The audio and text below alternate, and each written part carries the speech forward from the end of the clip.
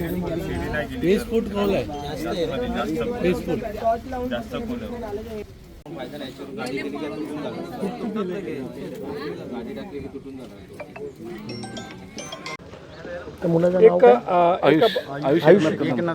एक 14 वर्षाचा मुलगा नाल्यात पडला. लोक इकडे जेवण करत होते, कोणी लक्ष दिलं नाही. अखेर दुसरा तरुण उडी मारून वाचवायचा प्रयत्न केला. काय सांगणार? आयुष एकनाथ कदम याचा दुर्दैवी काल या नाल्यामध्ये पडून मृत्यू झालेला आहे. आम्ही आज सर्व पक्षीय आयुषच्या परिवाराला भेटण्यासाठी इथे आलेलो आहे आणि ज्या मुलांनी आयुषला स्वतःच्या जीवाची पर्वा न करता ज्या मुलांनी काढलं त्या मुलांना देखील आम्ही भेटण्यासाठी इथे आलो आहे. एवढी मोठी दुर्दैवी घटना इथे घडलेली आहे. MMRD असेल, कल्याण डोंबिवली महानगरपालिका असेल, ह्यांच्या दुर्लक्षितपणामुळे त्या मुलाचा आज दुर्दैवी मृत्यू झालेला आहे. आज एखाद्याच्या परिवारातला जेव्हा एक तरुण लहान मुलगा जेव्हा जातो तेव्हा त्याच्या परिवारावरती काय शोककळा पसरते ते आज आपल्याला बघायला मिळत आहे. कल्याण डोंबिवली महानगरपालिका असेल, MMRD असेल, कोणी या कामाची जबाबदारी घ्यायला तयार नाही.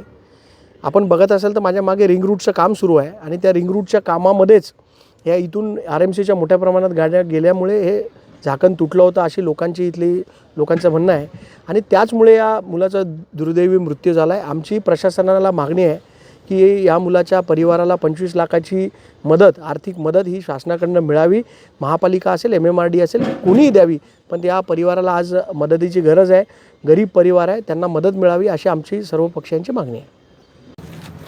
काय घटना घडली? सर, काल इथे मुलं खेळत होती.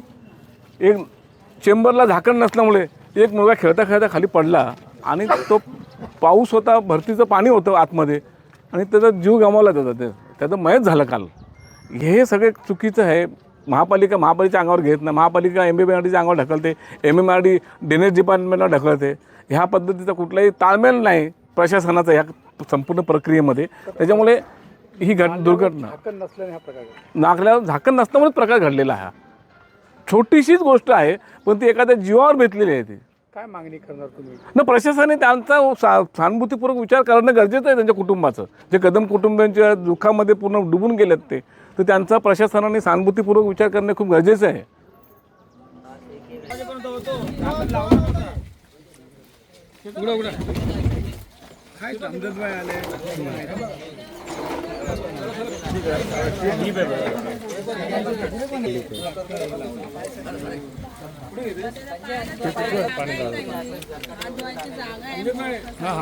कम से कम 15-16 फूट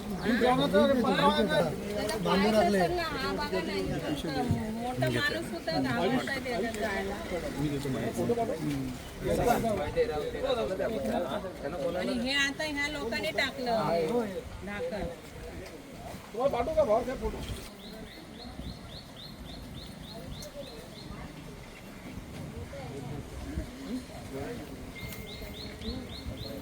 घोलप, प्रवासी असोसिएशन सेक्रेटरी महाराष्ट्र. ते आता ह्या परिसराची घटना घडली त्याबद्दल काय सांगा? ह्या घटनेला मी तर असं सांगेल की ही एक काळीमा फासणारी घटना आहे. हे जे मंडळ आहे, हे जगदंबा मंदिरवालं मंडळ आहे, या मंडळाने ह्या लोकांना वेठीस धरलेलं आहे.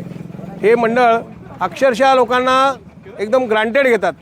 इथे काही लग्नासारखे कार्यक्रमसुद्धा हे लोक करायला चालू केले. त्यानंतर इथे रस्त्यावर संडास बांधायचा सुद्धा यांनी आधी उपक्रम केला. ते सुद्धा आम्ही आणून पाडले. म्हणून ह्या लोकांना थोडंसं ताब्यात ठेवलं.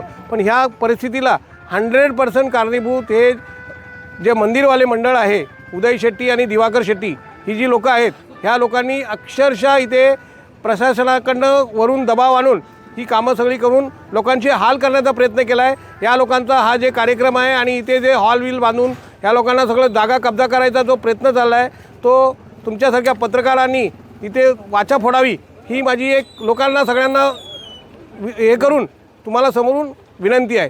असंच सगळं जर होत राहिलं तर असे आयुष्यासारखे आणखी कितीतरी जीव जातील आणि हे लोक आपले उद्यावरती ताटासारखं तिथे जाऊन जेवण खातील, स्मशानात जाऊन पण जेवण खातील.